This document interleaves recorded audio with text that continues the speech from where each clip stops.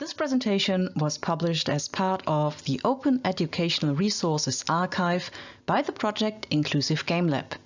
InclusiveGameLab is a project that was funded by the German Ministry of Research, Technology and Space and realized by the University of Applied Sciences Cologne and the Department for Youth Media Culture North Rhine-Westphalia. Today we'll talk about accessibility basics for virtual reality games. Immersive gaming technology, and more specifically AR and VR, brings with it many opportunities to remove access barriers and address the digital divide for people with disabilities. VR technology in particular has been widely used in recent years to create accessible virtual experiences, both for entertainment and for rehabilitation purposes. However, it's important to highlight not just the opportunities, but also the unique challenges of this technology. While a lot of progress has been made in research contexts, consumer-level VR hardware and software is widely inaccessible to many users, and especially users with motor impairments and vision loss. Specific guidelines for virtual reality games are scarce as well.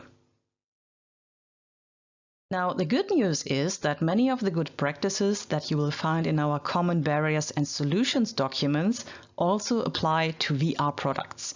So, for example, prioritizing simple control schemes and supporting more than one input device, making accessibility options available upon startup, and designing games with color vision deficiency in mind will all help to avoid or lower access barriers.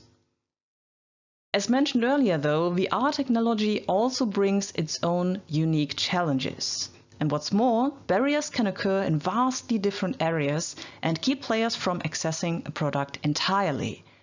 For example, if you are developing a VR workout game, you may exclude a large target group if you don't consider different body sizes, limb dexterity, and allow players to play while sitting or standing.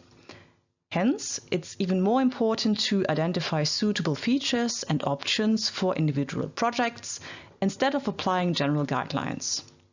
In this talk, we'll introduce the most common unintentional barriers occurring in VR games, as well as design patterns and features you can use to remove them. As a game developer, you have to work with existing technology and its features, meaning that your influence on hardware accessibility is very limited. However, one thing you can do is making an informed decision about which platforms and devices you would like to develop for.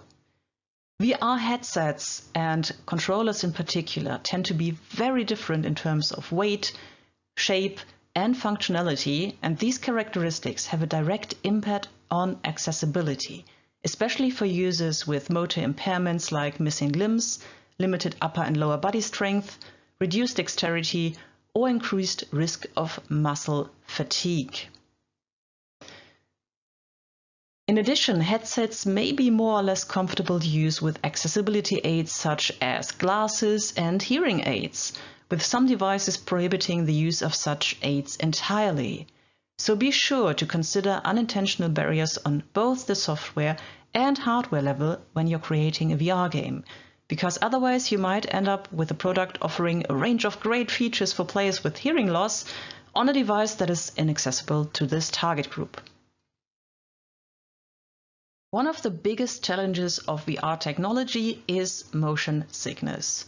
As we explained in our Common Barriers and Solutions talks, motion sickness results from a mismatch between visually perceived and actual motion. Simply put, if a first-person game uses effects such as a head bob or motion blur to simulate movement, but the player's body detects that it's actually stationary, this can result in symptoms such as dizziness and nausea. Now, despite the advances in technology and research focusing on this first-order barrier, there are no universal solutions to remove it. In fact, some players will experience motion sickness no matter how much care you put into resolving this issue. But for others, there are a range of features which have proven useful.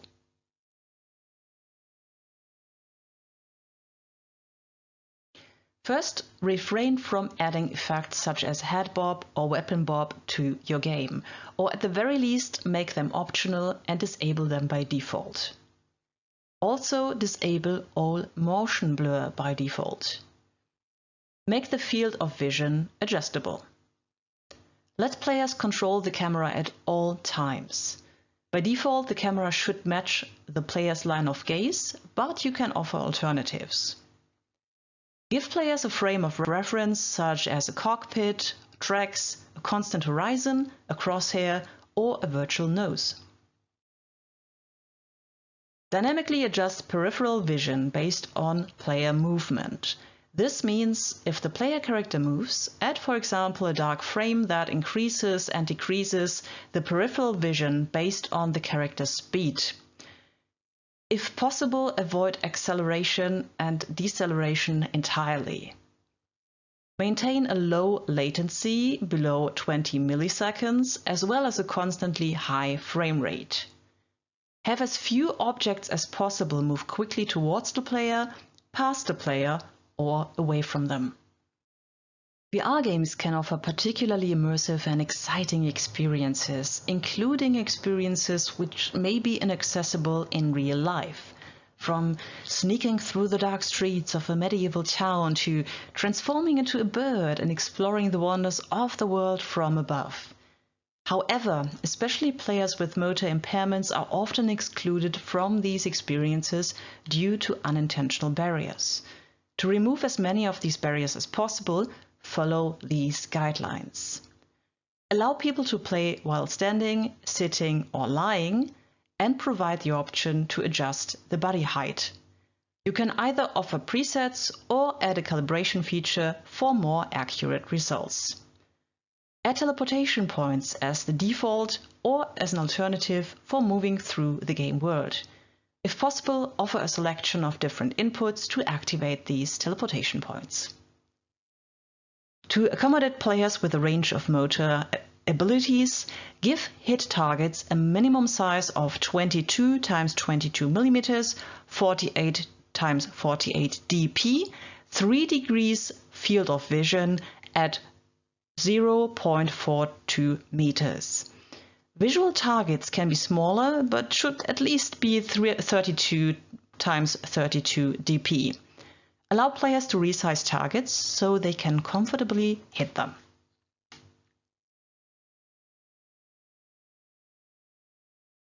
An optional hand stabilizer can improve accessibility further, especially for players with involuntary movements. This means if the game detects sudden and erratic movements, it tries to counteract them.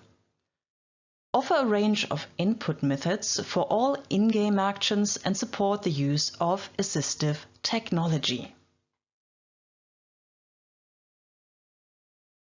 VR can be accessible to players with vision loss, including blind players. The more of the following features your game offers, the more accessible it will be to this target group. As always, these may also be beneficial for other players, whether to improve accessibility or usability. First, allow players to resize visual and hit targets. Try to follow game guidelines for high contrast or add an optional high contrast mode. For example, you can use muted colors or grayscale for the environment to make interactive objects and NPCs stand out more. You can also offer optional highlights as well as increased saturation for key objects. Display a crosshair upon request so players with vision loss can see what their character is looking at. Enable text-to-speech support with a range of options for volume, voice, pitch, and playback speed. To remove additional barriers, offer audio description for as many parts of the game as possible, most importantly for tutorials and menus, as well as interactive objects. For audio description, it's important to follow a clear information hierarchy, from general to more detailed information. For example, when a player picks up a magazine, it should first simply be described as magazine, then as a sports magazine, and then on the third hierarchy level, a more detailed description of the object can be provided. This information should only be played upon request, for example by clicking a dedicated audio description button. During audio description playback, lower environment sounds automatically, so players can focus on the audio description track more easily. For non-interactive objects, including the environment, descriptions should be brief and automatically played when entering a scene. This also applies to cinematics. Audio description of key gameplay sequences, such as puzzles, should be updated dynamically, so players can keep track of their actions and progress. Make sure that players are able to cancel audio descriptions anytime in case they trigger a description accidentally or realize that the information provided is not relevant at a given moment. Also, implement an auto-orienting feature that players can activate to face important objects. To further facilitate navigation for players with vision loss, include an optional radial ping that provides information on nearby objects through sound cues, including the type of object, the direction, and the distance to the object.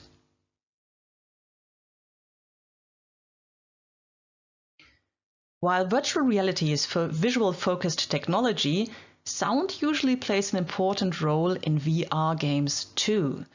Whether it's to help the player with navigation, provide feedback on their actions, or create a more vivid and immersive experience, this information should be available through a second channel to make sure that players with hearing impairments can access and enjoy your game.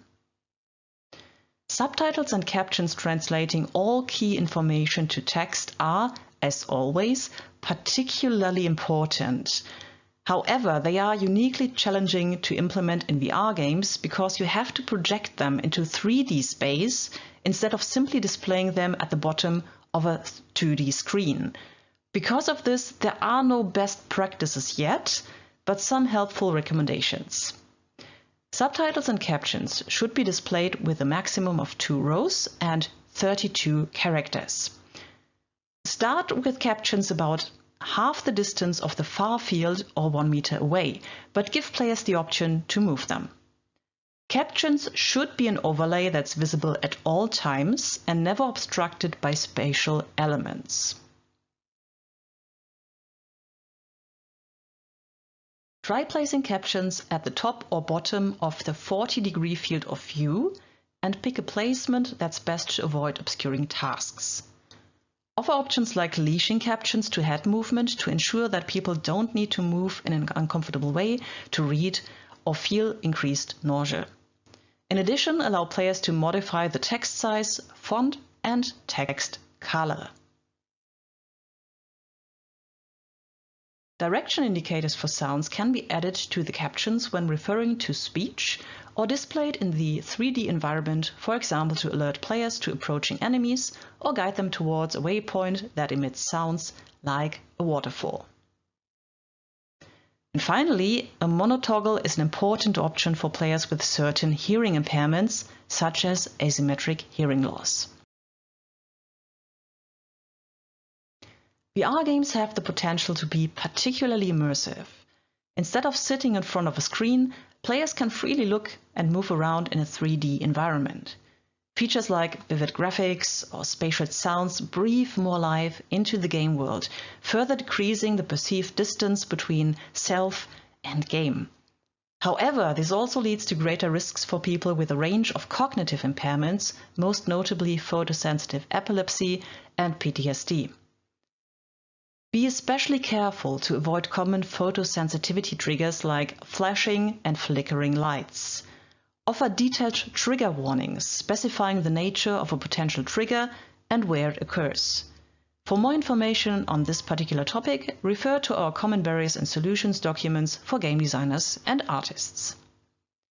In addition, let players reduce a range of visual effects so they can mitigate the risk of experiencing cognitive overload. Try to limit the amount of information displayed at the same time. For instance, avoid showing a busy environment, a character interaction, captions, and several visual effects simultaneously. Provide meaningful content warnings and, if possible, let players skip, modify, or remove potentially triggering content.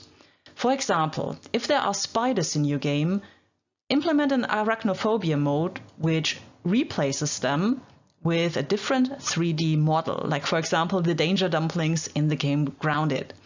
Or if your game includes vivid depictions of violence and gore, give players the option to reduce, for example, the amount of blood shown. As always, no matter which features you choose to implement, work closely and as early as possible with disabled experts. In addition, user testing is key to ensure that your accessibility features work as intended. There are also companies that specialize in conducting professional tests for VR games and can connect you with suitable playtesters.